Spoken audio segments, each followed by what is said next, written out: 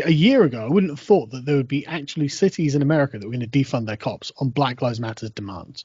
Like, Yeah. that is absurd. Go back 5 years and tell people, by the way, in 5 years' time, there's going to be a communist commune in Seattle that has actually kicked out the police and declared themselves to not be the USA. You'd be like, 2050, you'd be like, what are you talking about? No, what, you mad man? That's ridiculous. And yet here we are. So, don't think that they aren't trying to push for this, because they really are. They've developed a kind of perfect idea of what utopia looks like, and it's actually anarchy, and they're actually going to keep pushing for it. Every barrier that can be brought down will be brought down, because every barrier can be framed as a form of inequality.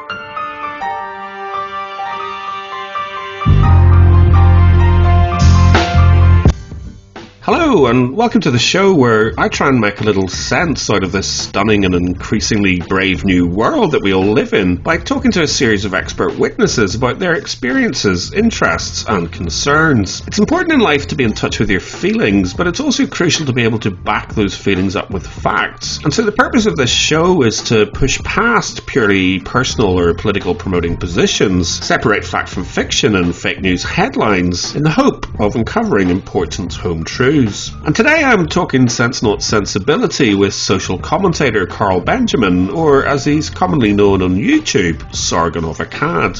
Regular subscribers to the Glass Blind Spots will know that I'm currently making a series of videos examining the relationship between identity politics and the UK government's plans to regulate social media. And given Carl's first-hand experience of dirty deplatforming and dubious demonetisation, I was keen to hear his thoughts on recent developments. When I initially reached out to Carl, I was especially interested in discussing the Scottish Government's plans to progress extensions to existing hate crime laws, including a standalone misogyny aggravation. Although, as I explained to him at the start of our chats, such concerns suddenly seem rather quaint given everything else that has occurred in recent weeks. Over the hour, Carl shares his views on Black Lives Matter, cancel culture, alternative social media platforms, power dynamics involved in identity politics, Silicon Valley's political pandering and human rights violations, the inherent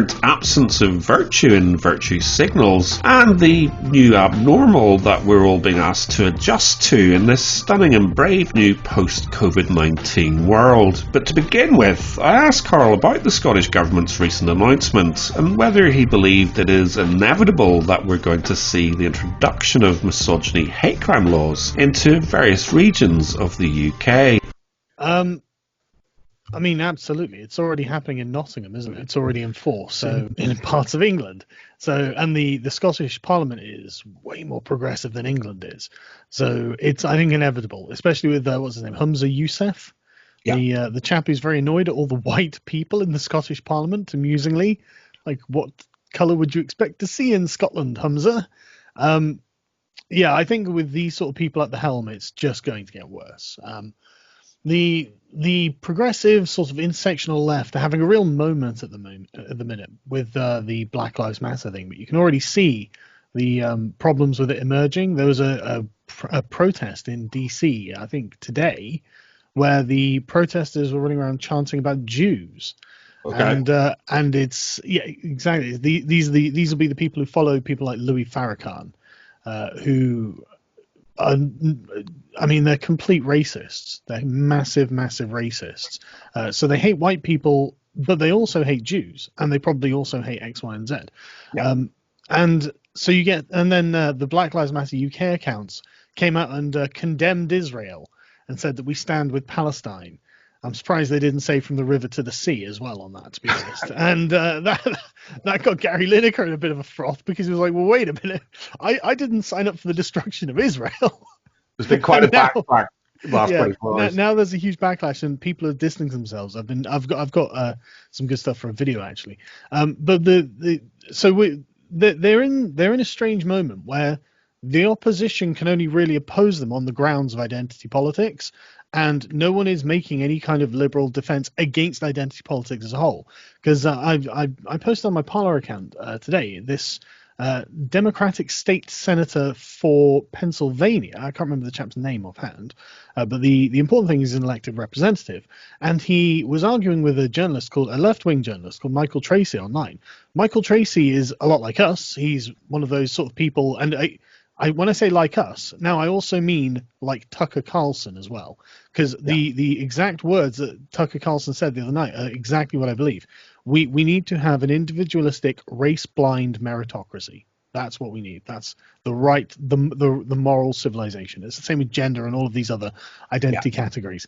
This is apparently the Nazi position now, because everyone keeps getting called Nazi, and it's like, look, Nazis didn't say all lives matter. That's not their point, and that was exactly the problem with them. In fact, is that the individualist sort of English-speaking nations did think all lives mattered, and they just thought German lives mattered. It's the same. Choose your racial group, and you get a racial supremacy movement coalescing around it. And so it's nice that that's starting to be recognized, that at least it's there within Black Lives Matter. But the thing is, like I said, the only opposition can come from another identitarian group. We can't, for some reason, assert the moral justness of the All Lives Matter case. And I find that really annoying. And it means that we can't really fight back. And it means that none of the people in positions of power, because these are all moral arguments, right? No one's arguing from procedure, from tradition, from law. They're not arguing that, practically speaking, any independent observer would agree that if it's written, you go to jail for murdering someone, then that person who's just murdered someone should go to jail. Anyone can see that from any perspective. But because we're talking about specific moral worldviews, different ones, ones that completely reject the fundamental principle, the axiom. The problem with the X Lives Matter and instead of All Lives Matter is very much, and I've seen this so many times, they'll say things like Nazi lives don't matter, cop lives don't matter. And I'm like, okay, look, I wouldn't want to be part of any movement that said X lives don't matter. Doesn't matter who the group is, there are no lives that don't matter. But that's the point. They're contradictory, they're negatory, right? The All Lives Matter crew can't agree that Nazi lives don't matter. Nazis are still humans. Ideally we'd deprogram them, wouldn't we? And would, help them get back onto a normal hate-free life. No, now we're going to exterminate them. It's like, right, okay, I'm not exterminating anyone. Again, procedurally, that's the wrong thing to do. But we're stuck in this moment where we can't really fight back. No one in the positions of power is listening. And it's very, very frustrating because we're in the right and everyone else is in the wrong. But they're trapped in a kind of prison, to be honest, that I think they're too terrified to come out of because they're afraid of being cancelled. Everyone's afraid of being cancelled. David Starkey's being cancelled today. Like everyone's getting cancelled. Oh, yeah. He was trending on Twitter. Okay. Trending on Twitter earlier because he had a conversation with milquetoast conservative Darren Grimes and said slavery wasn't genocide, which is why Africa is filled with blacks. African America has lots of blacks. And it's like, well, that's a factually true statement, and he is a famously unpolitically correct historian. So, okay, he may have said it in a way that the left hates, but the left already hates him. And no matter what you say, they're going to be like, cancel him, cancel him, cancel him. He doesn't deserve to be cancelled. He's one of our premier historians. He's famous for the character that he is, and he's a part of the sort of British cultural tapestry. He's a national treasure, dare I say it. Well, he is. So we're kind of screwed. It doesn't surprise me to hear about Starkey because he's a good example of, some of the people that have kind of moved from the mainstream slightly into the streams of kind of non-mainstream media. Yeah, I think I know why as well. I think he's very cognizant of all of this that's been going on, and because the historians tend to trace the history of ideas as well. They kind of have to, why people do things is based on ideas, and so they can see this. And he says, well, this is essentially an outgrowth of liberalism, and he's probably right, and it's, I think, one of those things where you can see that the mainstream is going to treat him very harshly. And so he was very open to having an interview with me, not surprised that he's, he's been on the alternate platforms, alternate media. So I can see that he feels constrained, I would say, by the dialogue, the discourse, the acceptable range of discourse in the mainstream. I like that he wants to get out and say what he says, because I watched an interview with him where he said, "I've made myself uncancelable, essentially. Even if they took away everything, he's been successful enough that they just, it doesn't matter, So he's gone out and said the things he wants to say, and it's like, that's a hero, in my opinion. That's a guy who's like doesn't even care. He's prepared for the fight. I love it. We've had a lot of cancellations this week, and they do seem to kind of come in waves. So, we've definitely been hit with another one. One of the kind of more positive moments of this last couple of weeks, obviously, is Parler, and that quite significant shift in terms of, was it about 1 million users over a 2-week period, something like that? Something like that. Yeah, and it's, I've joined it. It's been great to think that there's something that might become the kind of the alternative for libertarians, for conservatives, for people who want free speech. One thing that struck me about it is that I think we kind of, it is kind of reaching the stage where it's, okay, we're going to have our echo chambers. We're going to, sort of the concept of engaging on Twitter is in retreat. Yeah. I think it was always slightly overblown because the mainstream media very much kind of coordinated what was echoed out of Twitter, so obviously it had a left bias. Let me give you my thoughts on where that's going to go, because you set up some really good points here. I do think you're absolutely right that we're going to essentially see a bifurcation into two competing echo chambers, Parler and Twitter. But the thing is, the alternative is to live as the moral serfs of the left. The conservatives on Twitter have been defined as evil.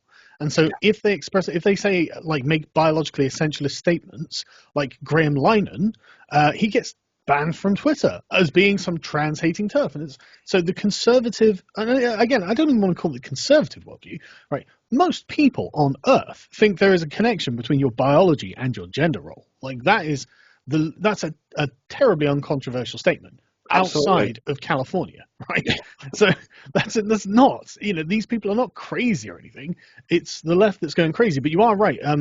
Twitter has effectively lost ground, and it's because at one point Twitter did call itself the free speech platform, free speech wing of the Free Speech Party, which is Democrats. But they've abandoned the institutional commitment to political neutrality, which is the purpose of the free speech commitment. That's what it's for. It's say we're not going to play political favorites. And they've abandoned that and therefore have gone into leftist social engineering mode, where they believe it's their job. They think they have the reach and the command to engineer society. We should be making this a safer, more pleasant environment. Okay, there are people getting shot in the fucking streets, mate. That's what society's like. That's actually going on right now. Like, Black Lives Matter in the past week have killed something like 5 people.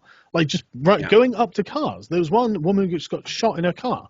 The mob surrounded it and shot her, and it's like, Christ, but as long as no one's getting misgendered on Twitter, then it's fine. $400 million worth of damage in Minneapolis from the looting and burning and arsons there. So it's like, it's mad that they live in this world that's an abstract online world, and they think that they're making things better. It's like, dude, society is rough. It's got some really rough edges, We can't just hide that. But they want the political environment to essentially be like a dinner party, and I don't really want to be a guest at that dinner party. I like the dinner party that the Republicans are laying out a lot better.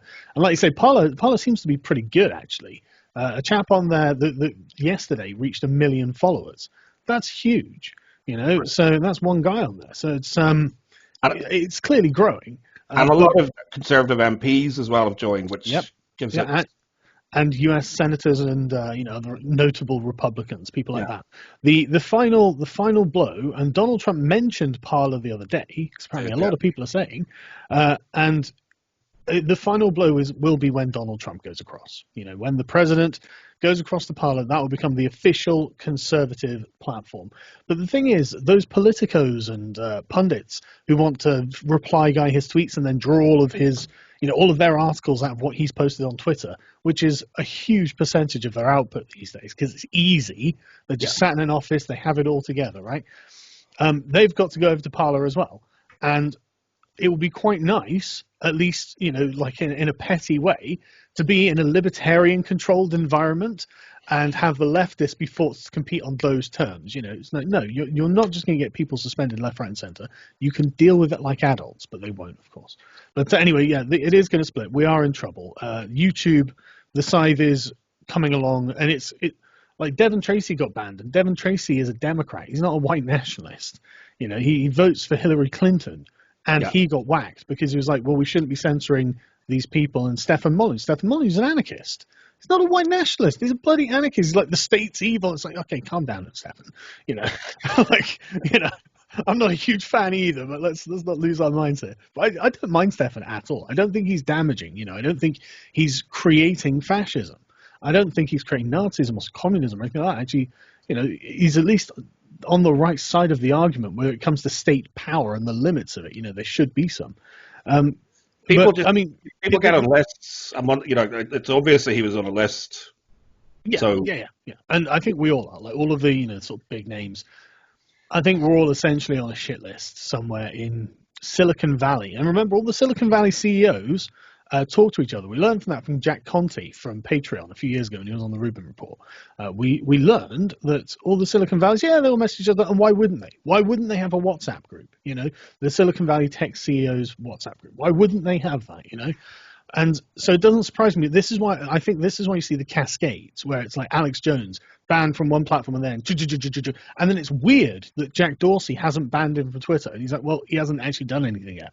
But obviously they found something in the next couple of weeks or something in the next few days and banned him anyway because the pressure is there. This isn't about neutral application of the rules or fairness or anything like that. This is about crafting a space where they feel like from their sort of like, cockpit in Silicon Valley that they're making the world a better place. Like, dude, the world has got noticeably worse. If you think you're having an effect on this, and I think you are, I think all of these partisan mob groups, they're a product of social media. Absolutely. Normally these things had to be fomented in the pubs and clubs, right? In the social spaces that people used to go into. But people don't do that anymore. They sit like me at home on the internet and radicalize people. Like everyone's doing it. Everyone is doing it. And so it's it's a lot more easy to get significant numbers, and it is a product of echo chamber thinking. These people don't know anything about the opposition. That's the thing, because it's very, very much what Saul Alinsky was saying in Rules for Radicals. One of the pick the target, isolate it and polarize it, something like that. But the point is the demonization of the target has to be 100%. If you want to start a war against something, you have to declare that thing is 100% evil and has no redeeming features.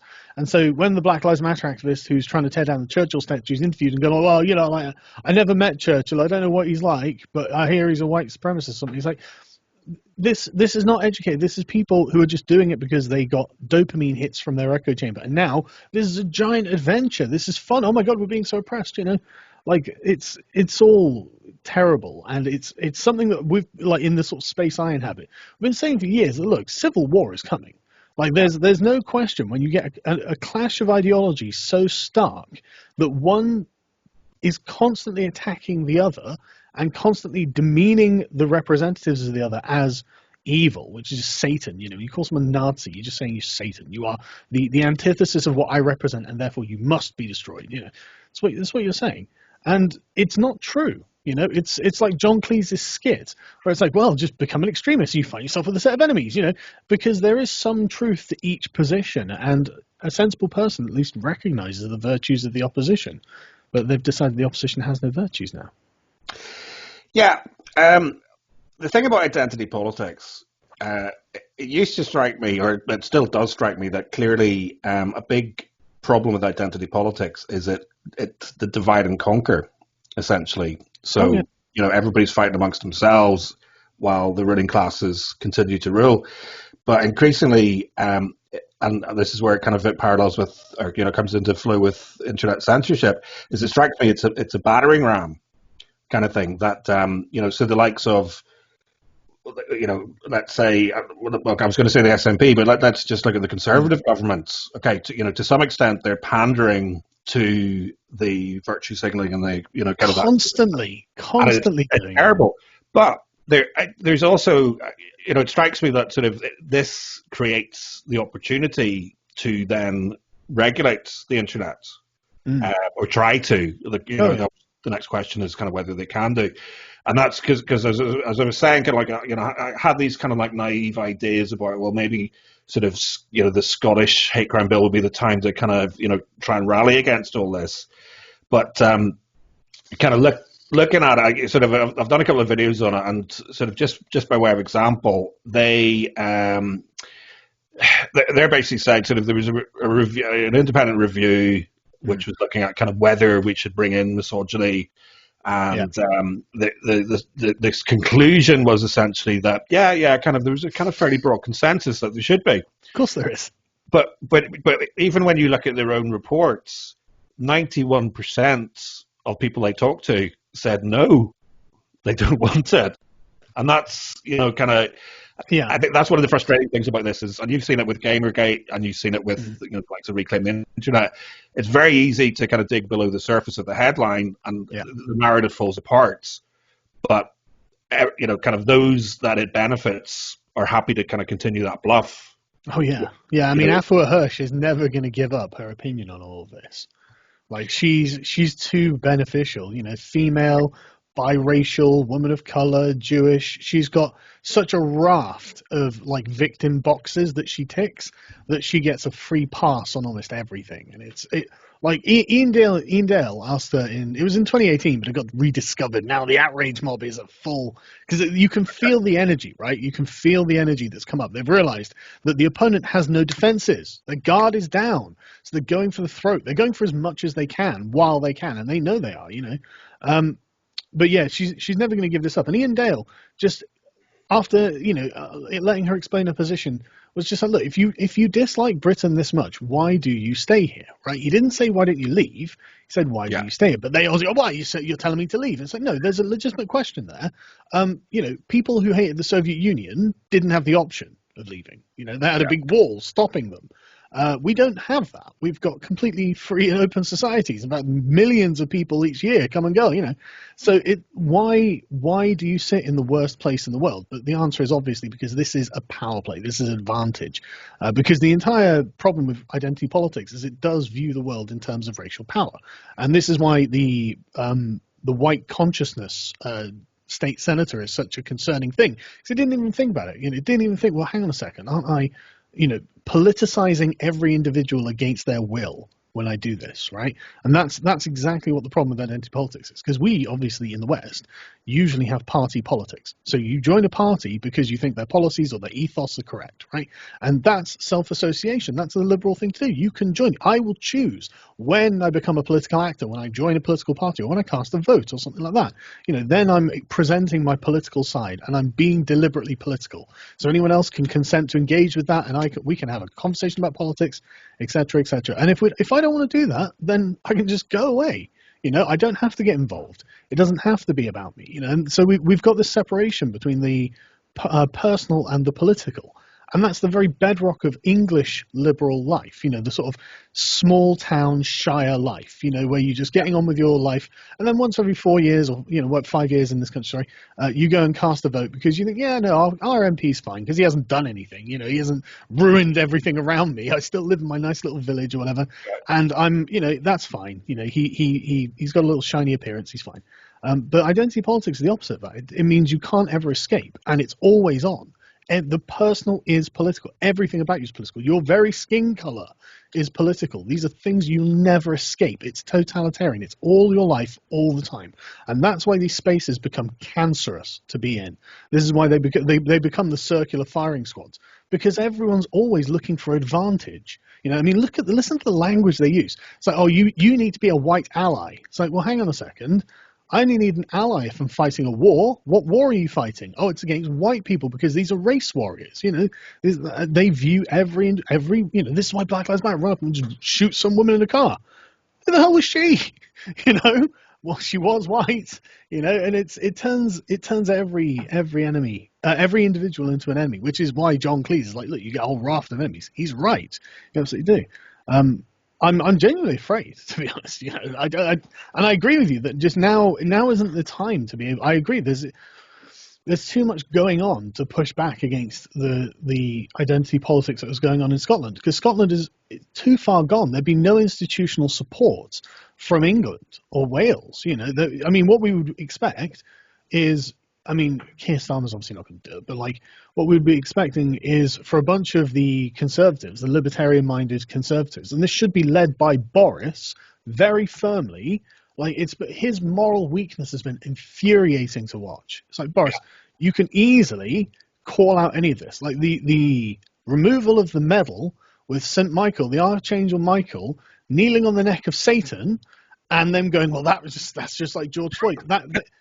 That could have been such an easy win for Boris. It's funny. It's ridiculous. He's charming. He come out and make a good point that, this is not anything to do, and we're not going to equate black people or George Floyd to Satan. People who see that in this are wrong, and they are the problem.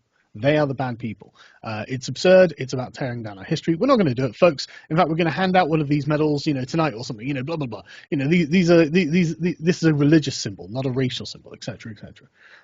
But there's no moral leadership, and everyone's afraid. Everyone is afraid because they think for some reason this mob has power, and the mob only has power until you stand up to it. When there's a united front, look at the taking down of the Chaz in Seattle. My God, the police go in and that's it. You can see them just walking through it. No, it's over. There's no resistance. They're not going to stop you. They're broken. They destroyed themselves by becoming anarchic, or just an anarchic soup of just awfulness. The amount of awful stuff that happened in there. You can just walk in because they've demoralized themselves. And if you just stand up to these things, these people, these groups, these events, you can show them that you are not demoralized, but their entire strategy is on you feeling like you can't fight back. And that's what's happening now. All of the political establishment, they feel like they can't fight back. Yeah, no, I agree. And I liked your sort of phrase of the circular firing squad, because that is... It was Obama's phrase. Oh, really? Yeah, he was criticizing the left, saying, well, look, we do form these circular firing squads, and that's not very productive, is it? It's like, no, that's a good point. Well, yeah, well, but no, it's a fair point. And I guess the thing about Parler is, I kind of feel like I'm sort of removing myself from that firing squad. Apart from anything else, it's a waste of energy engaging with these people, and really, all it's going to lead to is potentially somebody, offense archaeology, finding a tweet that you've said and taking offense of it in 5 years' time or whatever. The thing about the kind of the misogyny thing in Scotland, one of the things that sort of struck me, having talked to Tailed Feature, and I talked to Richard Lucas, the leader of the Scottish Family Party, and they've talked about even kind of how woke the Conservative Party are in the Scottish Parliament. So there literally is kind of no pushback. One of the things that sort of strikes me about that, and about the sort of the fear to kind of move away from anything that might be offensive. The thing with Black Lives Matter over the last kind of 24 hours, 48 hours with the BBC and the likes of Match of the Day and all that sort of thing. One of the things that sort of shows is how naive and how how these people have not thought about these issues at all. They do not. Well, yeah. Well, no. I've loved watching them fall back, going, "Well, hang on a second. This has been hijacked by extremists." Like, no. There's a very clear video of the Black Lives Matter founders saying, "Well, we're trained Marxists. That's what Black Lives Matter. That's our training going into Black Lives Matter." So, okay, so that's explicit. And then you look at the Black Lives Matter fundraiser, for example, that they all donated to, £1 million and more raised, and it says we're going to dismantle white supremacy, imperialism, and capitalism. It's like, sorry, and the state, of course, and the institutions that oppress brown people, which is all of them, because all of society is racist. That's the bedrock of the philosophy. So it's like, okay, why didn't you even read this? Did you not? You could have spent 2 seconds reading it and been like, wow, this is a bunch of extremists. I don't think we should be getting in bed with this. But it sounded virtuous, didn't it? Oh yeah, but what? And the way Keir Starmer, you turned on it, it's like, we're not abolishing the police. Like, no, that's what they want. That's the primary goal of what they want. AOC literally came out and said, no, abolish the police doesn't mean defund the police. It's like, good. Listen to the Metatron of the intersectional hive mind speak. She'll give you the cast iron, most extreme, what they're actually finally looking for, because that's what her activists are pushing her towards. That's how she gets sort of confirmation, and pride in what she's doing, So it's like, just listen to them. That's what they want. That's where they're going. And when they say abolish the police, they absolutely mean it. You guys are lazy and stupid, and it really is annoying watching them think that they can pretend to be good people by virtue signaling. I'm actually really sick of it. Like, virtue in and of itself doesn't need to be signaled. That's the point of it, right? You can see someone's virtues by just looking at them, because it has an effect on you. It changes the way you talk, it changes the way you sit, the way you look, how much you weigh. This is why we expect superheroes to be ultra buff, right? Where you expect them to look like they've done things, heroic things. That's, and it's the same in any walk of life. They don't need to virtue signal. They just are that thing, and everyone can see it. And so virtue signaling in itself is disgraceful on a moral level, an ethical level. I hate it, but I'm not going to go on forever. Sorry. No, I guess the thing with politics is, politicians from day one have always virtue signaled in some shape or form. It hasn't necessarily been in the particularly bending the knee to the themes that they are at the minute. The frustration, and you'll know this, kind of in terms of any sort of regulation that UK government kind of bring in. It's probably not going to, be particularly effective. Everybody's going to, kind of move to different platforms, VPNs, all that sort of thing. But the point is, it creates chill factors in the public square. So it's less about sort of people getting locked up for, saying certain things, although some people will become the sort of totems of that. One of the things that strikes me about, in terms of gender politics, because that's, obviously there's been the whole wave of fourth wave feminism over the last kind of 5-6 years, and it's been very significant in terms of, like, particularly the UK Parliament, seeing the kind of the way kind of feminism has shifted a lot of ground just because it's unopposed. And one of my views on this is, I'm increasingly kind of convinced that sort of it's seen as women's work, if that makes sense. What, culture wars? No, well, sort of. I've been following the equalities, Women and Equalities Committee, as they've kind of looked into the COVID-19 and the implications. And obviously, they're completely blind to any kind of impact on men, and that's to be inevitable. Yeah. But part of that aspect is that sort of basically that entire panel, with one exception, is female. Any government minister that's ever been in charge of equalities since the Equalities Office was set up has been a female, and it's not a particularly prized position in the cabinet. Yeah. Liz Truss, the current incumbent, kind of is much more focused on Secretary of Trade and Industry, for example. It's a stepping stone somewhere. So, so my point is or my question really is, in terms of just sort of not challenging or kind of daring to ask about certain subjects, how much of it do you think is about fear? How much do you think of it is that sort of, it is almost sort of benevolent sexism? It's kind of, well, that's for the ladies to work out. And how much of it is ignorance? I couldn't give any exact percentages, obviously, but I know that there is a huge amount of fear at the moment, especially in people who don't really know a lot about this and are getting, because this is getting a lot of normies like paying attention. What the hell is going on here? Everyone's views are through the roof at the moment. You know what I mean? There's a huge amount of interest in what the hell's going on, probably from both sides. But I know that every single other sort of content creator I know, and no matter what sphere it is, and myself, we have all been getting a lot of messages that go to the effect of, I really want to speak out about this, but I'm terrified. What should I do? And I try to advise people not to be a hero. However, if someone stands up and takes their moment, Yeah. I don't care. Okay, we're supporting that person. I'm supporting that person. It's like, no, good for him. Everyone needs to stand up. Never bend the knee to the bullies.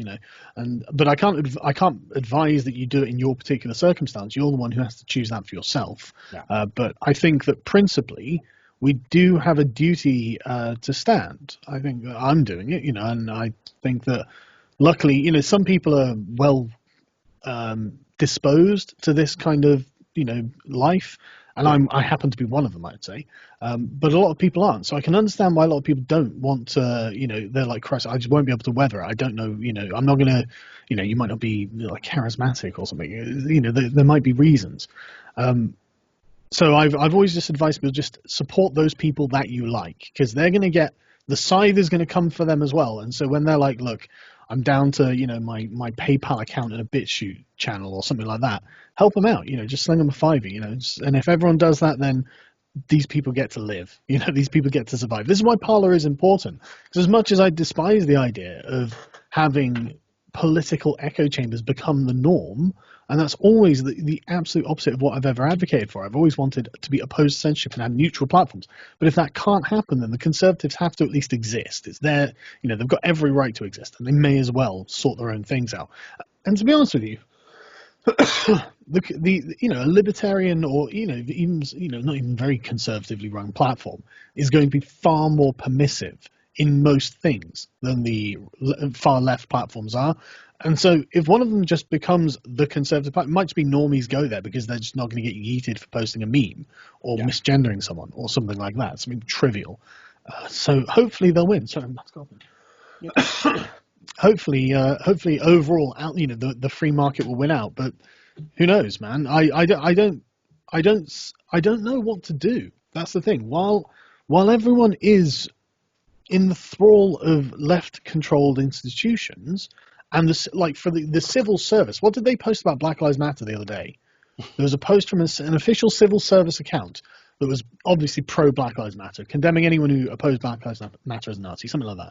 That's and it's just like the core ethos of the civil service is political neutrality. It's to serve the country, not a political movement. And so if we've come to this, the police are horribly riddled with political bias. Like a police officer wearing a fucking Pride anything is horrifically political. I mean, you could call it Islamophobic. So it's an unacceptable amount of bias, but the institutions are riddled with it. So I don't know. I can see why people are scared. I think a lot of people are a lot of the people doing these things are ignorant, but know they're going in the wrong direction. Right? Yeah. This is they're like, yeah, no, I do care. I do think that Black Lives Matter, because of course you do. Why are you even questioning this? Do you think Black Lives Matter? Who the fuck are you? I'll know what I think. Thank you very much, and you'll just assume I do until I demonstrate otherwise. You know what I mean? But they've got none of this moral fiber that is required to resist it. So I think that a lot of them are afraid, a lot of them are ignorant, and I like the people in the establishments. But a lot of them are outright activists who love what's going on. They're completely cheering on the destruction of 14 years of Stefan Molyneux's life. Yeah, well, talking about Stefan Molyneux and these purges, kind of from a moral perspective, I know you're kind of working on building your own websites. Yeah. And that, kind of ultimately that's where you're probably intending to, progress over to. Yeah. If the hammer ever comes for you. I sometimes think maybe we should just sort of go before we're pushed, because it is inevitable. That's a very good point. I've been from a moral perspective more so than anything. Absolutely. I mean, the moral perspective will be the driving force, but would be the driving force behind the political action, right? Yeah. So you're exactly right to focus on starting on the moral perspective, of course. And I was thinking about this the other day, and unfortunately, I don't imagine I don't think people have got the confidence yet to do what I think is actually going to be required in this regard. And honestly, there isn't a good enough competitor set up yet. Because essentially what we need is just another video platform that's monetizable, that advertisers will advertise on. And I mean, there probably are a lot of like small businesses who don't give a fuck about any of this political cultural shit. They're just like, look, just get my product in front of eyeballs. The sort of people who like advertise on Bearing and like everyone else, the sponsored Raid Shadow Legends and all that. There are probably enough of them, but essentially what needs to happen, I think, is a kind of conspiracy among the conservatives for them to turn around and say, well, you know what? I actually think that YouTube is a morally defunct platform, and I think that us being beholden to them is dangerous for us, is bad for us, it's bad for other people, it's perpetuating their power and excessive influence that we don't want them to have. And if someone like Steven Crowder were to lead this, 4.5 million subscribers, probably biggest conservative YouTube channel, over to whatever other platform, like, whatever, Alex Jones's band.video, whatever it is, conservative tube, whatever you want to call it, whatever it becomes, but just some monetizable alternative, then I think that I would probably do the same. I think there are probably a lot of other conservative channels where we can just go, look, it's time. It's time. The hammer is coming. The sword of Damocles is falling. We don't need to sit under it afraid anymore. It's happened. And so, to millions of people, we can just put up like a final video saying, right, I'll be on this platform, this channel, see you there. I'm closing my YouTube channel tomorrow, or whatever it is.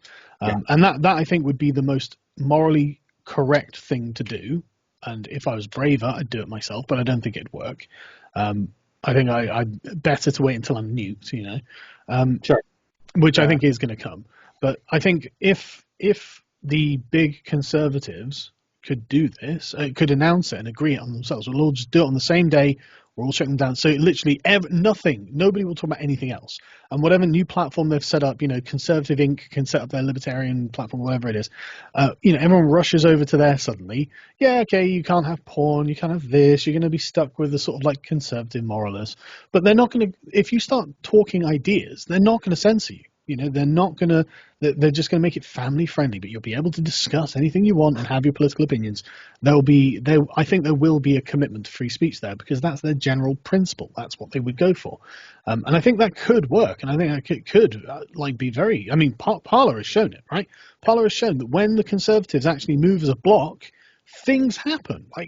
Parler's, the engagement in Parler, the energy there, and the general feeling is a lot. It's like a weight has been lifted, right? No one's thinking, I'm about to lose my account. Could you build an account? This is something you've invested into. It's evil to take it away from people in the way they do.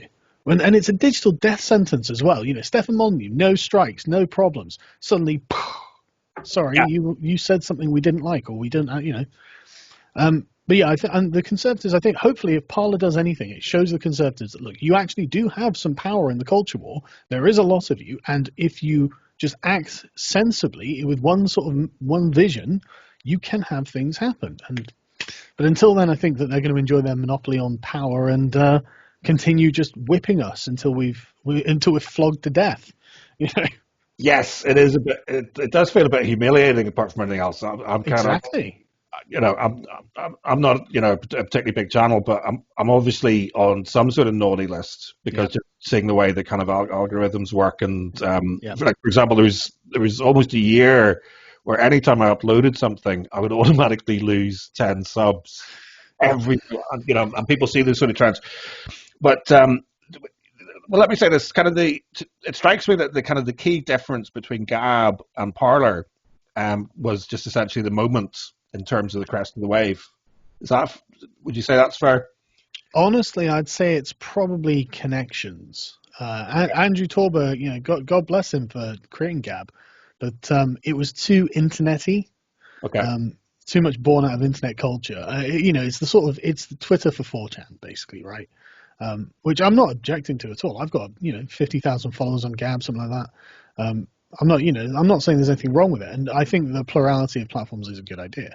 But the thing with Parler is you can see very early that censored conservative activists, people like Republican activists, where this was created by a libertarian in good standing with the Republicans, good reputation in that community, and so it was a natural thing for them to be like, right, this guy's trustworthy, he's one of us, he's credible, we know who he is. We don't know who Torber is. Torber's a renegade, some wild guy, and so am I. I've got no problem with that, but that's what they're thinking.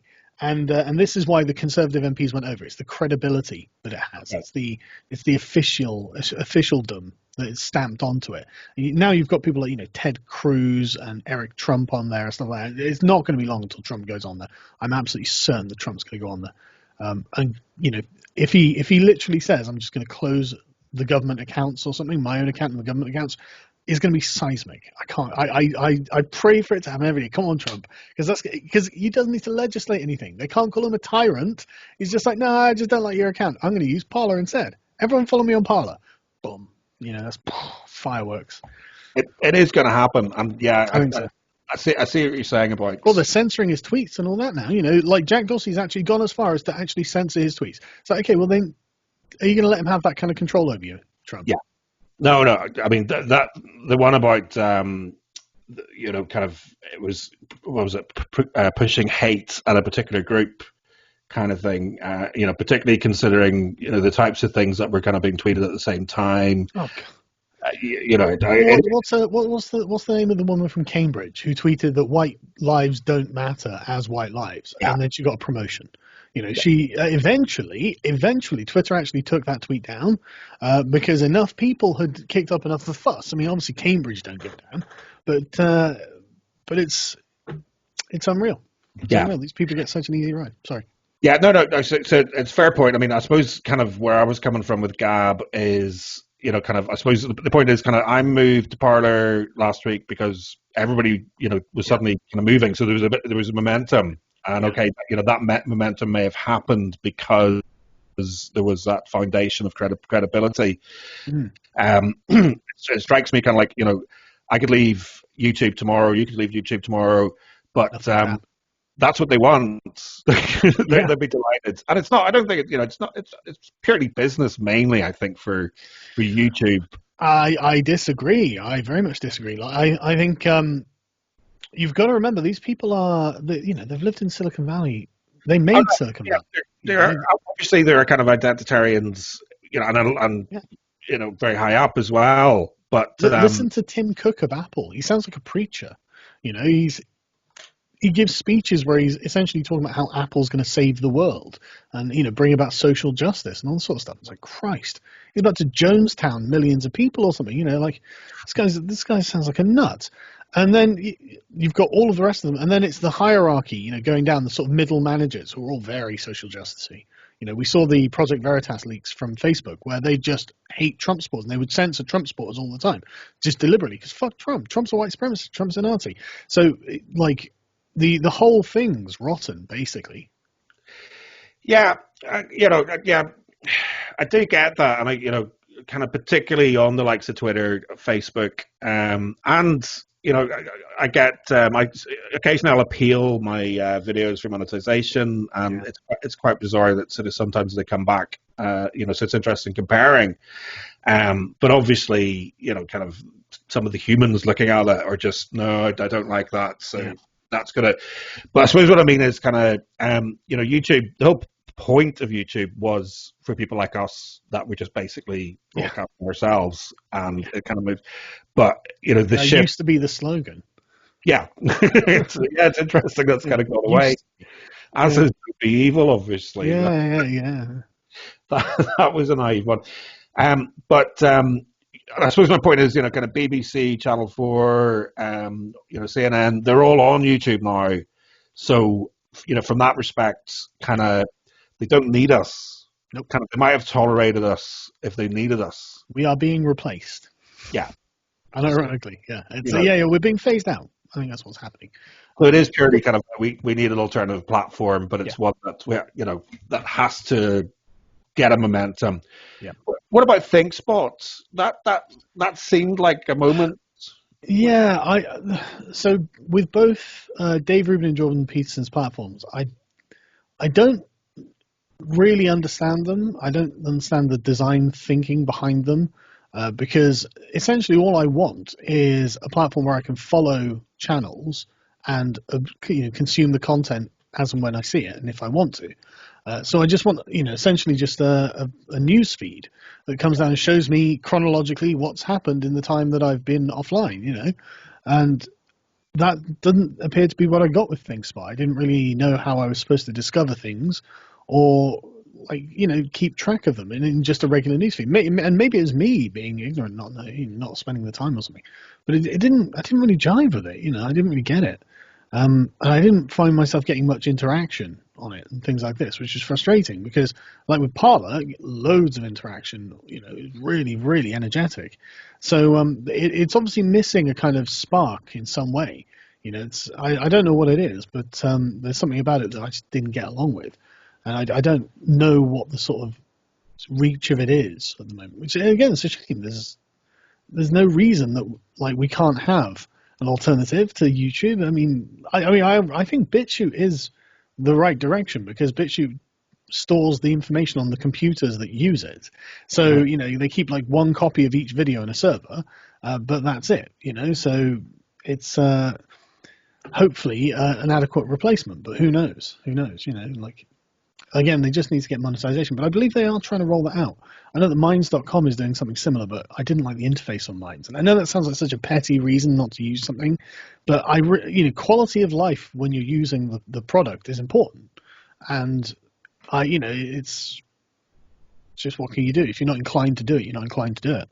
Yeah, no, I agree. I've kind of, I've never taken brilliantly to either of them. BitChute's kind of fairly straightforward, but again, part of it is about you sort of, how much time you spend on each platform, and life is short and time is short. Actually, just to pull it back to kind of the internet regulation.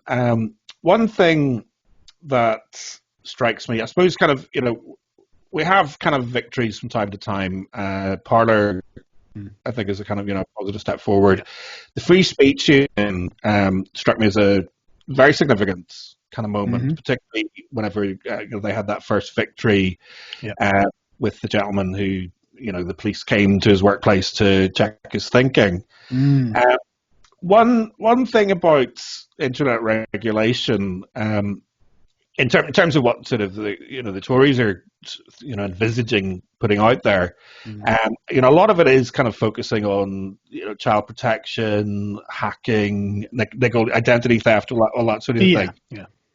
So it's kind of it's the pill is sweetened with all of that, but then obviously there's this, well, we need to kind of regulate social media, but just to turn it on its head, could that be potentially a good thing if we have the likes of free speech unions? And I suppose kind of Trump has talked about putting the crux on social media, so then they'll have to justify themselves. So I've been thinking this for a long time. Jack Dorsey is the one who set the stage, saying, "Well, I believe that a social media account is a human right." He said that on the Joe Rogan show. It's like, but Jack, that means you're violating people's human rights on a daily basis, thousands of people a day. Doesn't that turn you into a monster, Jack? If you think that, no wonder you need to go meditate in the desert, mate. I'd have a heavy conscience too. I've seen the argument advanced that it's not going to be harmful if the US government was to enforce First Amendment constitutional protections on free speech on social media. Who does that harm?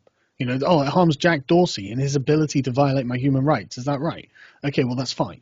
Jack Dorsey is oppressed. Now he can't just deplatform me. It's like a guarantee. And I would like a court. I would actually like to see, I would like to have some sort of neutral arbiter who's saying, well, we've examined the case and we didn't agree that saying men are not women is a bannable offense. So Graham Linehan doesn't get banned. It doesn't even make sense from the transgender perspective to say that men and women are the same, because if they're the same, what are you transitioning? You're not, there's nothing to transition to, so definitionally you have to have man as something and woman as something, even if those things are just, I identify as a man, I identify as a woman. There's still a distinction there. So him getting banned for this, any reasonable court would look at it and go, that's ridiculous, get out of here, And if social media is going to play the role that it's playing right now, which it is the public dialogue now, then it's got to be open to everyone.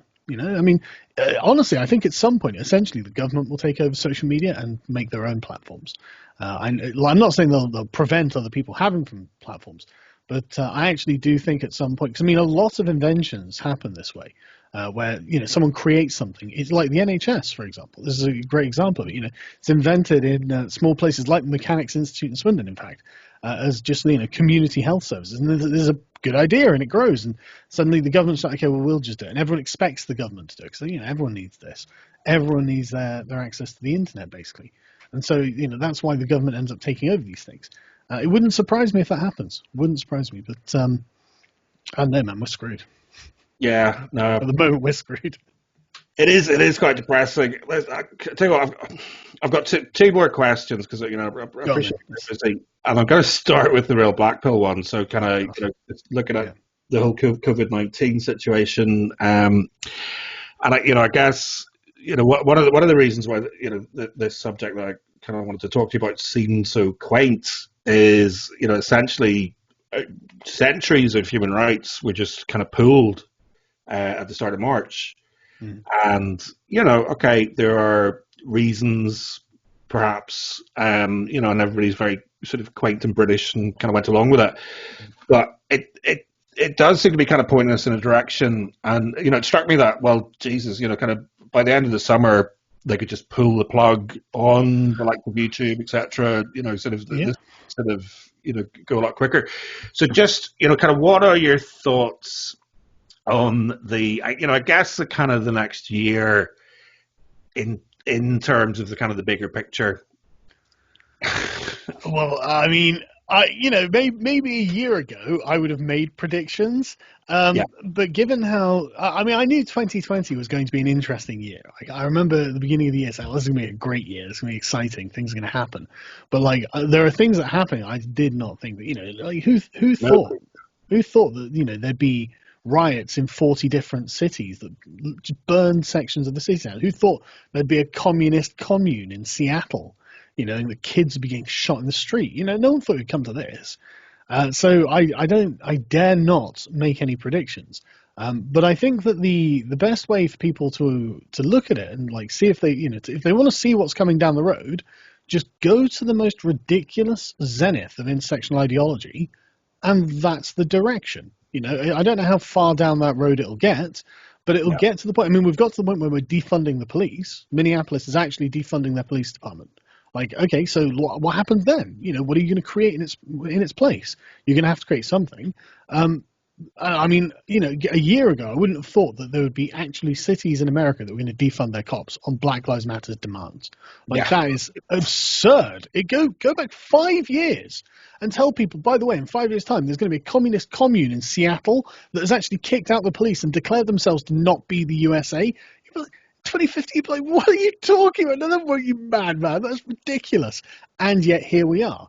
So, don't think that they aren't trying to push for this, because they really are. They've developed a kind of perfect idea of what utopia looks like, and it's actually anarchy, and they're actually going to keep pushing for it. Every barrier that can be brought down will be brought down, because every barrier can be framed as a form of inequality. Anything, because all things are defined by their boundaries, right? Everything is defined by the boundary. What is a man, an adult human male? Well, they're boundaries. They're philosophical boundaries. What is a country? Well, it's got borders. It's got physical boundaries. Everything that is constructed, your house, it's constructed out of the boundaries that set it.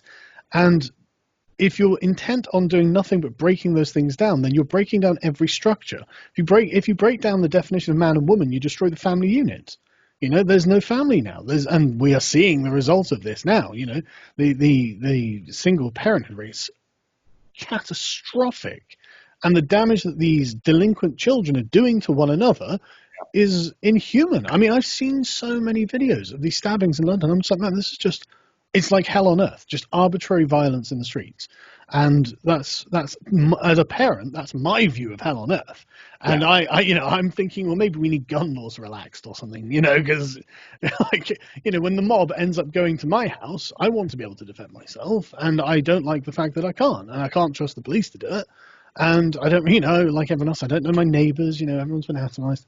But I daren't make any predictions, because it's been insane, and I don't see any resistance either. So Yeah, that's the thing that sort of troubles me most about this. That sort of we're already looking at schools going back in September, where just we've got a new normal. This is such a new normal and social distancing. Yeah. I mean, just to be clear on COVID, I don't believe that the government should have the right or legal ability to lock you in your home, or force you to shut your business arbitrarily. We're afraid. I don't care if you're afraid. I don't care if it's the Black Death.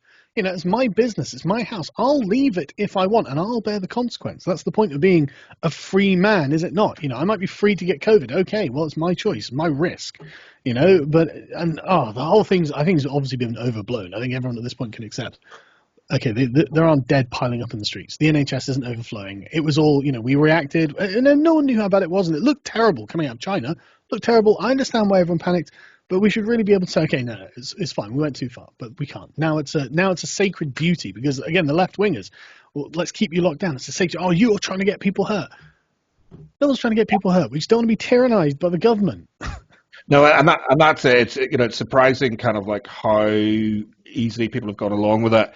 One of the things that struck me as sort of ironic is the Japanese government kind of never sort of went that direction. And one of the reasons that they didn't was they said they didn't have the constitutional power to do that. Yep. And that's how it should have been. That's how it should have been. And that's kind of where the Allies basically kind of built that into the constitution. So same with Hong Kong, isn't it? They didn't have a lockdown. Why can't Sweden didn't? Again, dead weren't piling up in the streets. Yeah, but that's it, kind of, and it does seem to be kind of sort of leaning into kind of those people that like the rules or like to judge. Kind of we are sort of pushing ourselves down a road of that's fine. So now children have to separate and have little bubbles and stuff in the school for at least the next 6 months. But as I say, kind of I want to end on a positive note. So so it's not exactly. It's an interesting time. It's certainly not where I think any of us would have thought we were going to be a year ago. Mm-hmm. I think it's kind of largely where we thought it would be in terms of identity politics, but the kind of the grander scale of they've been very effervescent about it. They've come out blooming. I didn't think they'd be this powerful.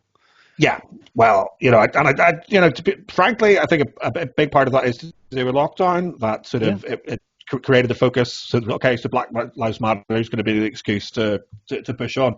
But from a positive perspective, because I guess all we can do is basically live our lives and be good people, but also kind of aim our ship in a certain direction. Yeah. So what do you hope for your kids in terms of kind of what sort of world would you like? I mean, I choice of I grew up in the 90s, man, and looking back, man, fucking hell, the 90s were a bloody paradise. Like I remember being like 15 and not realizing that my best friend was Indian. It was just Jason. The idea of like him being Indian was just. I mean, I knew his dad was from India, but that's just. That was, he just talked about, like, he's a big fan of the British Empire, incidentally. He was in the military families. And, so he'd talk about, like, the Raj and stuff, but he wasn't like, I'm an Indian, therefore bad, therefore Britain bad, therefore we're oppressed. Anything like that. He was a free man, being a free man, living a free life. And so his son was just like that. And so, we're all just normal. And I would love to be able to pass that down to my son, but I don't know. I don't know if that's going to be possible. It probably won't be, and it'll be awful. But at least I think that again, like in the Shires, there'll at least be holdouts of people who just don't buy into all this race politicism nonsense. I think it's terrible. Yeah. The best I can think to do, because I mean, what can we do? What can we do? We can't make the Conservatives do anything. They've got a massive majority. They could end immigration. They could end it. Yeah. They could just say, no, we're just going to stop it. And that doesn't hurt anyone. When someone says, can I live in Britain, please? We just say, no, sorry. Just had 20 years mass immigration. We're not accepting anymore. Thanks for your time. Carry on as you are. But they've not got the balls to do anything. They can't do anything. And like the points-based immigration system, the threshold's been lowered, so we're probably getting more immigrants. Okay, great. And then we got like the Hong Kong thing. It's like, look, I'm totally sympathetic to Hong Kong, and I am actually, I'm not against the idea if 300,000 come. I mean, we're going to get 300,000 anyway, so we may as well get high quality immigrants, people who are educated, who like Britain, who are actually understand the tyranny of communism, who'd be an ally in that fight sort of thing. If we're going to get immigrants of any type, let's get them. I don't mind if we have to, right, we're going to have 300,000 net immigrants in. Okay, well, let's get them from Hong Kong then instead of Pakistan. Like, why is this even a question? Pakistan is a regressive place. They believe really strange things, and they're very firm about the things they believe, and there are obvious consequences from that. But no, we've got to pretend that there's no ideological difference, and ideology doesn't matter, beliefs don't matter, and all that matters is race now, So yeah, I mean, nothing's going to change. BlackBerry. Nothing's going to get better. Things will get worse, obviously. But And on that bombshell, yeah, I always try and keep an optimistic kind of view. Same. And my wife, one of the things my wife kind of keeps reminding me, because particularly, like obviously my channel, a lot of the focus is kind of, male inequalities and then identity politics. And she keeps reminding me that kind of this isn't real for most people. And to a fair extent, that is true. The sad aspect of reality for them is that people are kind of cautious about what they say because people who are vocal about these things. So, from that respect, I guess kind of one of the things that did strike me as positive about the COVID situation was everybody did look out for, kind of there was no mass panic apart from a bit of doggerel hoarding. Yeah. Certainly, I don't know what it was like in Swindon, but certainly in Northern Ireland. It's been pretty calm, to be honest. Everyone's just taking it like a summer holiday.